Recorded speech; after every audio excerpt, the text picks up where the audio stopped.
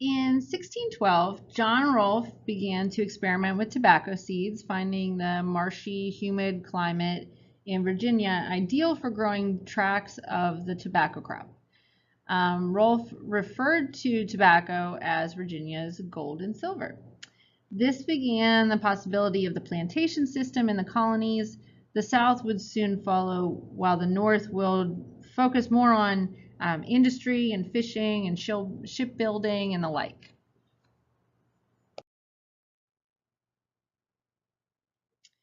Indentured servitude was satisfied through the headright system.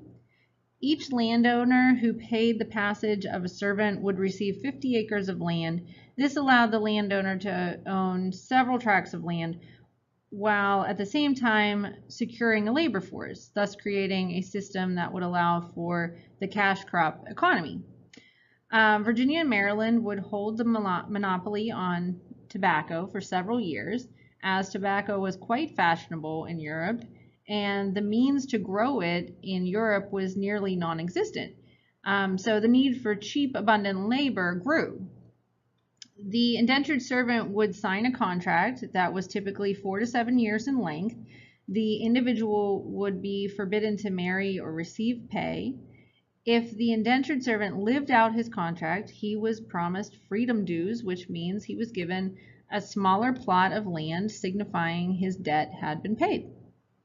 Not only were conditions difficult in the Chesapeake colonies, such as a lack of food, potable water, and exposure to malaria, cultivating tobacco is extremely labor intensive. Only about 1 in 10 indentured servants outlived their contract. Women could also serve as indentured servants in more women's role positions such as cooks, house servants, etc. Tobacco satisfied a vital role in putting Virginia on a firm economic footing. A few areas of concern were destroyed soil due to no crop rotation, a dwindling labor force, and the entire economy was tied to one crop, which was tobacco, which is definitely a risk. In 1619, a Dutch ship coming to the New World brought a group of Africans to Jamestown. Status was not clear as to what role these individuals would assume. An informal decision was made to see those of African descent as indentured servants. When their contract was satisfied, land was given and they entered society. Slavery was not considered in Virginia until after the late 1670s. Beginning in 1662, however, the slave codes were written to create distinction.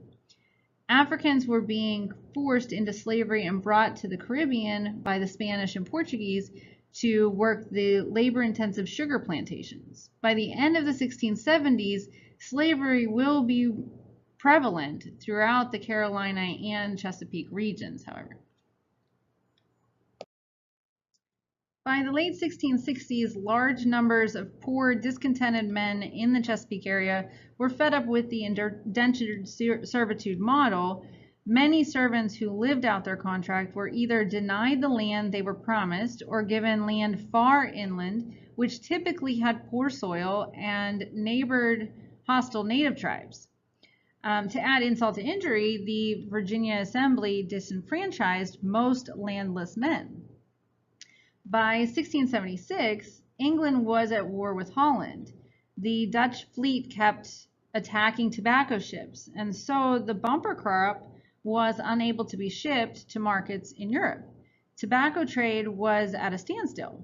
Large plantation owners were less affected than yeoman farmers. The small planter or yeoman farmer depended on large plantation owners to buy and ship their tobacco, thus losing revenue and resulting in famine among the farmers situated more inland. Keep in mind, the yeoman farmers were given land that was less fertile and butted up right up against the native tribes. Each yield season had to be shipped in order to keep up with financial obligations such as food and taxes and so on. Like I said before, the yeoman farmers were located next to the native lands. Native raids were common and attacks were hurting the farmers personally and economically. The small planters went to the governor of Jamestown, Governor Berkeley, to get help.